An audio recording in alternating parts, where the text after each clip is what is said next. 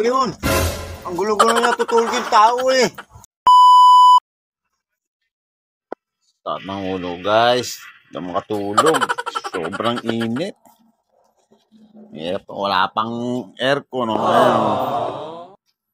Yung kisa mo ko karton lang. Hindi makatulog. Ano matutulog? Ano ang gagawin ko para makatulog, para mapreskuhan yung katawan ko? May naisip ko, may gagawin ako. Guys! Po. Ay, papa mo natulog. Hindi ko po alam. Wala ka sa kwarto. Hanapin ko po ba dito sa labas? Napin mo, kwarto. Kay Nasnas. Tignan mo kay Nasnas. Sige po. Ma, wala dito, ma. Wala si Papa. Ano saan? Wala ka sa kwarto. Saan ko hanapin? Sige, napin mo ano. Sige. Papakita ako. Papakita ako. Sige po. Oh! Andito siya sa labas. Tulog. Dito siya sa labas natulog.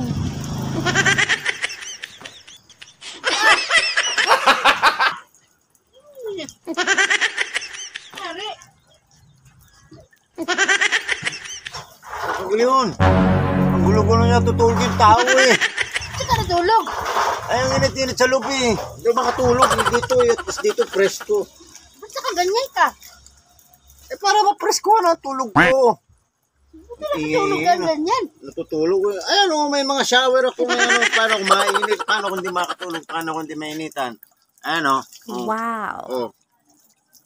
Gulo-gulo nyo. Natutulog yung tao. Alam mo? Masarap ba dyan? Ang init-init dun sa loob eh. Dito presko eh. Andi ba na? Dito makakatulog ako, di ba? Nagising ako, ingay-ingay ng mga bunganga nyo eh. Mga bunganga. Doon na kayo. Natutulog ako eh. Doon na kayo. So ayun guys, kung mga naiinitan kayo, ganito gawin yung paraan para matanggal yung init yung sa katawan gano'n kasi sobrang init kasi ng panahon. Ingay ng manok. Sobrang init kasi ng panahon ngayon. Kaya lalagyan nyo yan, di ba yung plastic bag. Lalagyan nyo yung tubig, tutusok-tusokin nyo. Kaya sabit nyo, isasawad nyo rin sa planggana nyo para hindi aksayado sa tubig. Oo na! Para hindi aksayado sa tubig. Sagot ka na, sagot dyan eh. Hindi naman ikaw ang kausap. Hindi na ano yung tubig, di ba? Wala siya, ganun-ganun lang. Kung gusto nyo, dagdagan nyo ng tubig para mapreskuhan yung katawan nyo. So, yun lang yung solusyon sa init ngayon. Kasi mainit ang panahon, wala tayong magagawa. Kung ikaw, oo na nga! Ano ka nakausap ko dito eh. Nasa tao dito eh. Kung mainit ang panahon nga, wala tayong magagawa. Siyempre, gagaya ko, medyo, simpleng tao lang, hindi ako mayaman. Hindi rin ako mahirap. Saktong-sakto lang. So, ang kulit naman ba? Kakatayin kita, ulamin kita dyan eh. Bibila ako, gawin ka mo. So, yun lang guys. Sa mga nakakapanood, maraming salamat. Paki-like, share, and follow nyo na lang para sa hanggang dikit na tayo. So, yun lang guys. Salamat. God bless all.